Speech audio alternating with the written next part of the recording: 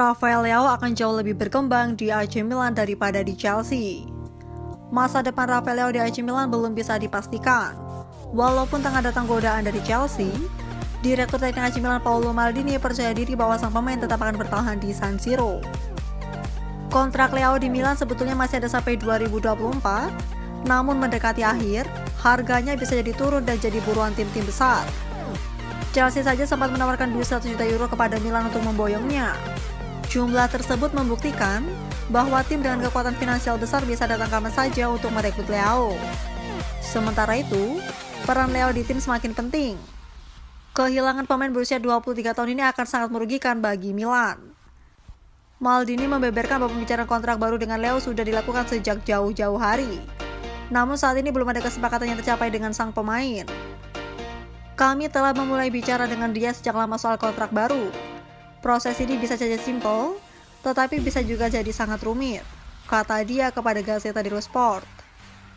Ada keinginan dari pemain yang bisa memberikan perbedaan, karena itu klub harus memikirkan langkah-langkah yang tepat. Maldini juga sudah menyarankan kepada Leao untuk bertahan. Menurutnya, sang pemain bisa lebih diuntungkan ketika bertahan dengan kondisi tim saat ini sangat memungkinkan untuk membuatnya berkembang. Milan memang sedang membangun ulang timnya dengan pemain-pemain muda. Leao jadi salah satu proyek jangka panjang tersebut. Pembaruan kontrak sudah menjadi masalah yang kami antisipasi sejak beberapa bulan lalu. Rafa tahu bahwa untuk bisa lebih kuat dari sekarang, solusinya adalah tetap bersama kami, kata dia. Maldini secara tegas menolak keinginan Chelsea untuk membuang sang pemain, walaupun diakuinya bahwa belum ada tawaran resmi. Angka yang sempat beredar di publik itu baru sebatas pembicaraan informal. Milan tidak pernah mendapatkan tawaran resmi dari The Blues. Tawaran resmi secara tertulis dari Chelsea belum ada, tapi dalam level informal sudah sempat dibicarakan.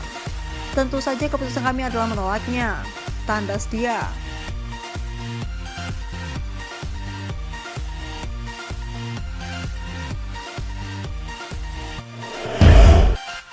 Olivier Giroud pede AC Milan bisa lolos ke fase gugur Liga Champions.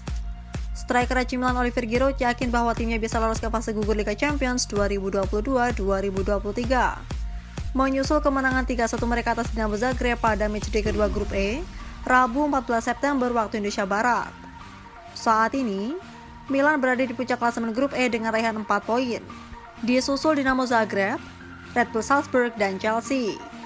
Di musim lalu, Rossoneri gagal mencapai fase gugur UCL. Bahkan juga tidak berhak mendapat tempat di Liga Eropa setelah finish sebagai juru kunci grup B. Dengan mereka saat itu satu grup dengan Liverpool, Atletico Madrid, dan FC Porto. Tetapi, di musim ini Giroud yakin bahwa timnya akan melaju lebih jauh di panggung Eropa. Melawan Zagreb, itu bukan pertandingan yang mudah, ucap Giroud dikutip dari laman resmi UEFA. Kami ingin menang dengan memainkan sepak bola kami dan dengan jika kami sedikit lebih akurat, kami bisa mencetak lebih banyak gol. Liga Champions adalah kompetisi terbaik. Kami ingin melakukannya dengan baik dan setidaknya lolos dari grup ini. Sebelum kembali berlaga di Liga Champions melawan Chelsea pada matchday ketiga grup E bulan depan, Rossoneri akan berjuang di Serie A lebih dulu. Tim asuhan Stefano Pioli bakal menghadapi pemuncak klasemen saat ini, Napoli, Senin 19 September dini hari waktu Indonesia Barat. Kemudian, setelah jeda internasional akhir bulan ini, Milan akan kembali berlaga di Serie A dengan bertandang ke markas Empoli di awal Oktober.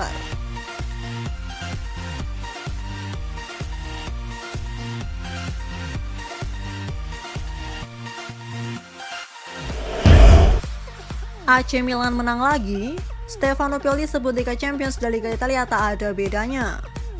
Pelatih AC Milan, Stefano Pioli, menilai bahwa Liga Italia dan Liga Champions tidak terlalu memiliki perbedaan yang mencolok. AC Milan sudah membekul Dinamo Zagreb kala bertanding di matchday kedua grup E Liga Champions 2022-2023. Bermain di San Siro, Rabu 14 September 2022 malam waktu Indonesia Barat, AC Milan menang meyakinkan atas Dinamo Zagreb dengan skor akhir 3-1. Gol penalti Olivier Giroud menit ke-45, Alexis Saelemaekers menit ke-47, dan Tommaso Pobega menit ke-77 hanya dibalas oleh Miroslav Orsic di menit ke-56. Kemenangan ini merupakan yang perdana di kandang Rossoneri di Liga Champions sejak kali terakhir pada 2013 lalu. Torehan 3 angka yang didapatkan Milan juga merupakan kemenangan pertama setelah pada laga pembukanya bermain imbang melawan RB Salzburg. Hasil ini juga membuat Milan untuk sementara memimpin klasemen grup E dengan koleksi 4 poin. Stefano Pioli selaku pelatih Milan mengungkapkan bahwa hasil ini adalah peningkatan tersendiri bagi timnya. Dengan menyandang status sebagai jawara Liga Italia musim lalu, Stefano Pioli mengungkapkan bahwa para pemainnya bermain dengan baik. Ini adalah langkah positif lainnya, ujar Pioli seperti dikutip bolasport.com dari Football Italia. Saya memberitahu para pemain bahwa mereka belum memenangkan pertandingan Liga Champions di kandang, terlepas dari kualitas mereka. Para fan dan pemain pantas mendapatkannya. Saya pikir kami bisa bermain lebih baik, lebih akurat, dan mencetak lebih banyak lagi. Tetapi kami telah memainkan banyak permainan akhir-akhir ini, ujar Pioli. Pioli menatap Liga Champions musim ini seperti hanya Liga Italia yang memiliki intensitas sama di setiap pertandingan yang dijalani.